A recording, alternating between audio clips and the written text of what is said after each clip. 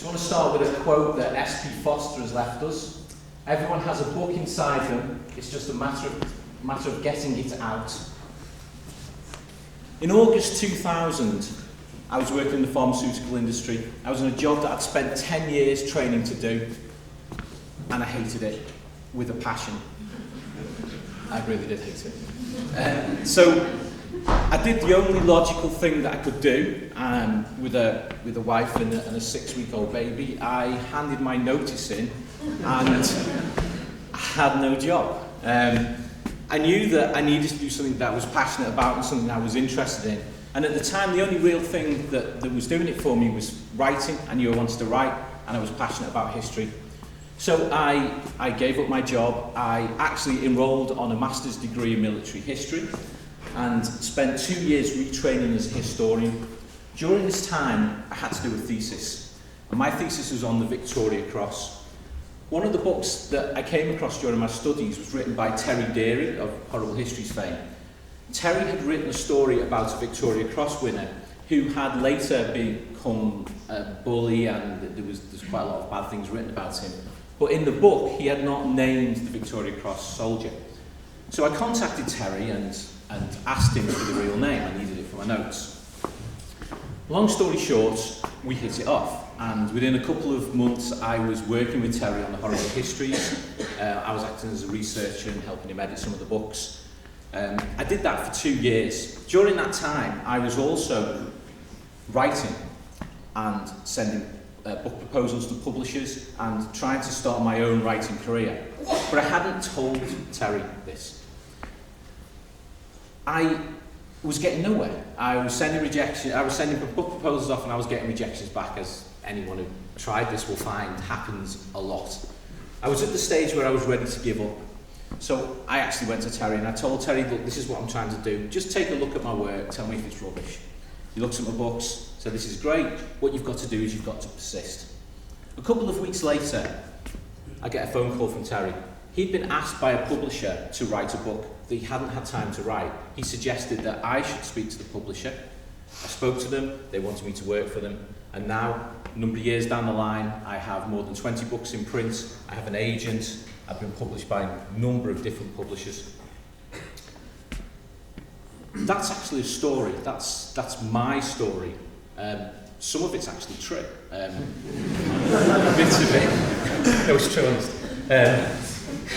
it's true. It's the story that I have created to communicate to people who I am and what I do. It's a story that allows me to quickly cut through all of the reality of what happens and to tell people directly. I have learned through the years that storytelling is absolutely fundamental in what we do in life. Storytelling is the difference between success and failure for a lot of individuals and companies. Ironically, the institution that has taught me that storytelling is so important is the publishing world. I'm hoping there's no publishers in today, so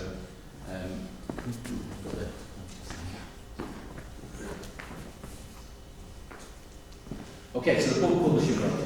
To understand a little bit about the book publishing world, we've really got to start with bookshops. Bookshops based on the concept of having a limited amount of bookshelf. So the books that they place onto those shelves are the books that they feel can sell the most for the most profit. They may not necessarily be the best books, but they are the best selling books. This is our first example of great storytelling. Whenever you walk into a bookshop, you are being told a story about the books you should be buying and reading. These are books that are chosen not by readers or writers, but by publishers and booksellers. The problem is that no one really understands what creates a bestseller. There's a little bit of black magic involved. This is a kind of reflection of my view of how publishers view bestsellers. The problem they face is that when you go to buy a book and you buy it from a bookshop, you walk out, you pay at the till, they have no connection, there's no interaction, there's no way of knowing what your likes and dislikes are. All they have is the solid sales figures, and this is not a good reflection of what makes a bestseller. So their response is to build a business model that produces and sells lots and lots of books. In fact, they produce as many books as they physically can afford. They understand that 70% of the books they actually produce will probably, at best, break even, but probably lose money. Of the remaining 30% that actually make money, only a tiny fraction of those will make any significant amount of money and become a bestseller.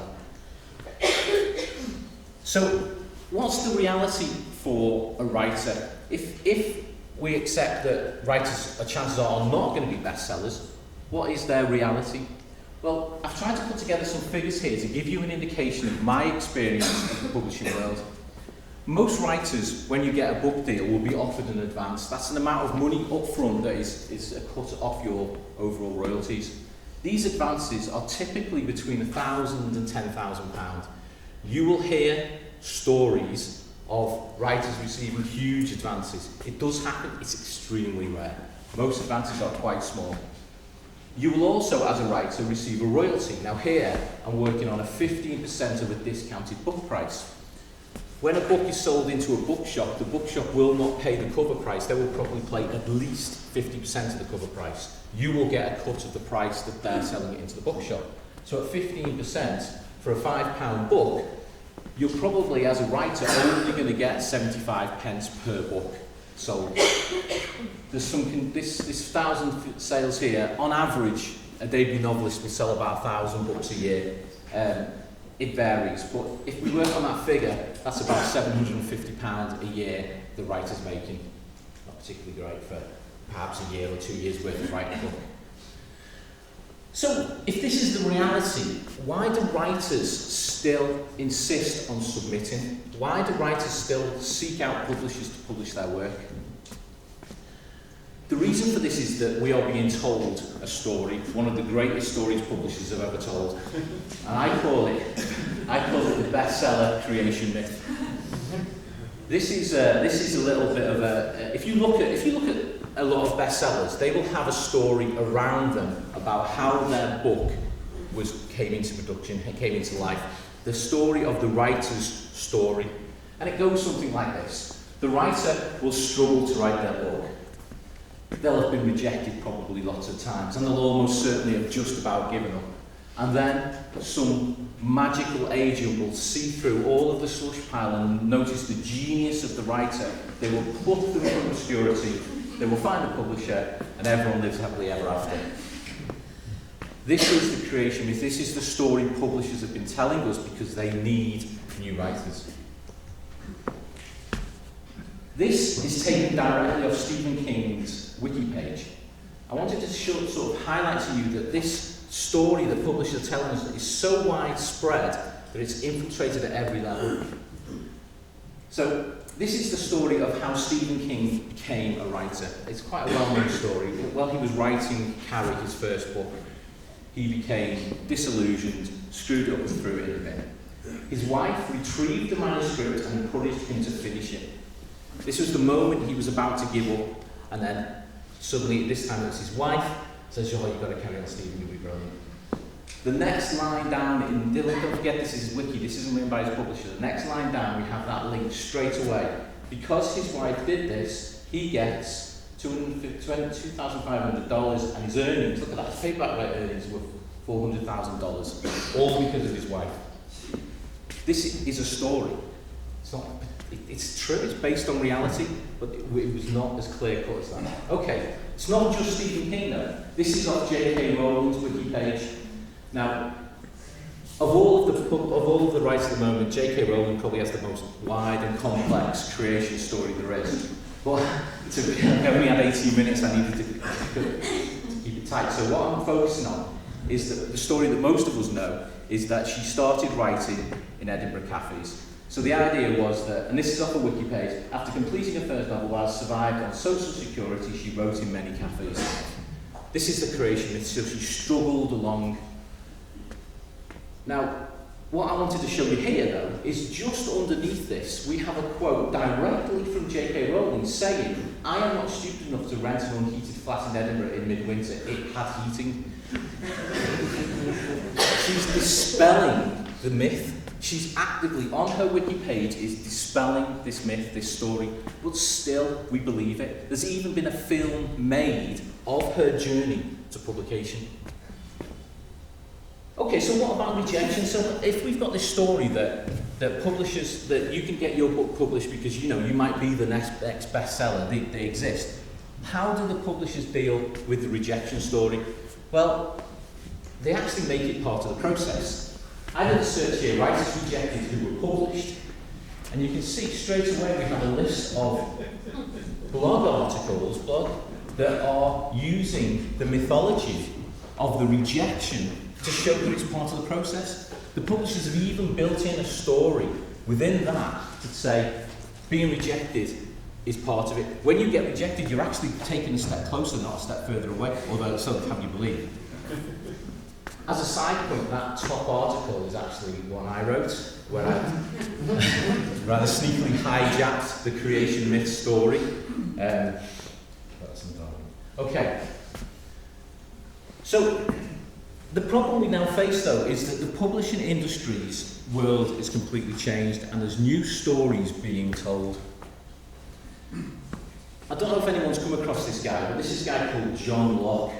He is a self-published writer. He's never had an agent or a publisher. He creates, writes, publishes his own books. He sold over 1 million copies of his book alone. This is astonishing. This is a bestseller, but this isn't a bestseller coming from the story. This is a bestseller that's self-published. To show, though, how John Locke is able to create his own creation myth story and how he's communicating with his readers, this is a quote I took from the Times newspapers off their website, and it says, DIY novelist relief. Basically what they're saying here is that John Locke has used, thanks to his website and Twitter, to build and sell 1 million copies. The reasons behind John selling so many copies are far, far beyond the use of social media. But this is part of the story John tells. He tells how social media has allowed him to build. Okay, so what is this new publishing model? Well, traditionally what we would have done if you wanted to be published is you would have to have submitted to an agent and then they would give you a publisher and the publisher would have published your book. Now, Amazon have taken a completely different model. Rather than using the bestseller model, they use a long tail model where their interest is not so much finding a few books that sell a huge amount. They want to find many, many books that sell a small amount. The natural step from that is to move beyond publishers and to move to self-published writers. And Amazon have ushered in a golden age of publishing for writers. This is taken directly off Amazon's website, where you're able to log on using your normal Amazon account and upload your book onto Amazon. I wanted to highlight just how simple they've made this process. Here, this is simply, you fill this information in, you upload your book cover, you upload your book, it can be in Word document, it doesn't matter. You then set the price, you can set your own price, and this is fantastic because as long as your prices are above a certain low threshold level, you can set your royalty rate to 70%. So if we go back to that book that was up for sale for £5, if I then, instead of letting the publisher sell it, I sell it myself on Amazon, I'm no longer making a small amount of money, I'm making £3.48 per copy I sell, which makes the maths quite simple, because if we go back to this here now, we have the self-publishing profits. So we see that the book for the traditional publisher was just 75 pence you were making. However, the self-publishing was £3.48. If we stick at that 1,000 books per year, there's a clear difference in the amount of profit that a writer is making. This is extremely attractive for writers.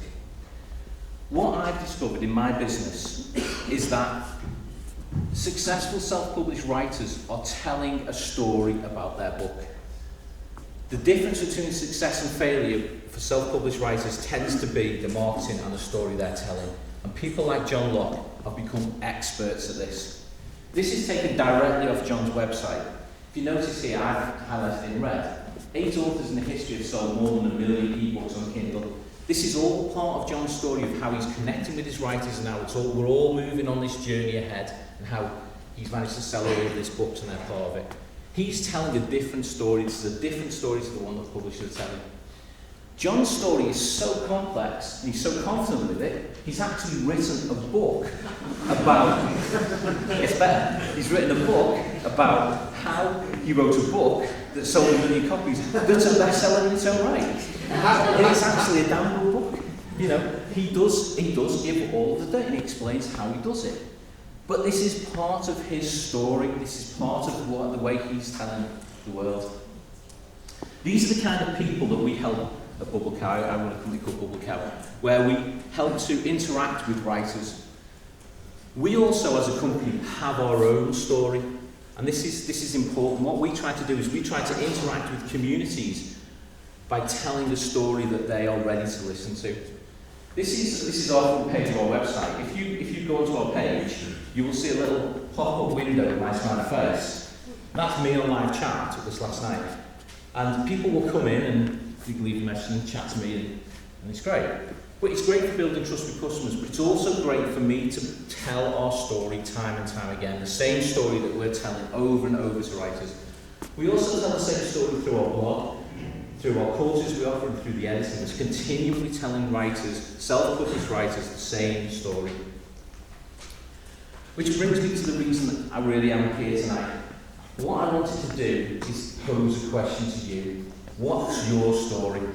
I passionately believe that every single one of us has a story that's worth telling. We have a vital story that only we know, that everyone else will value.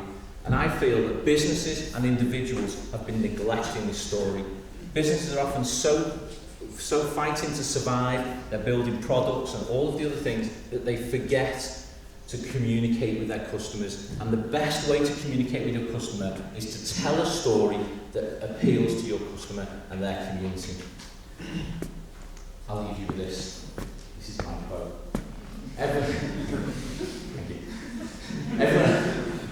Everyone has a story inside them. It's just a matter of getting it out.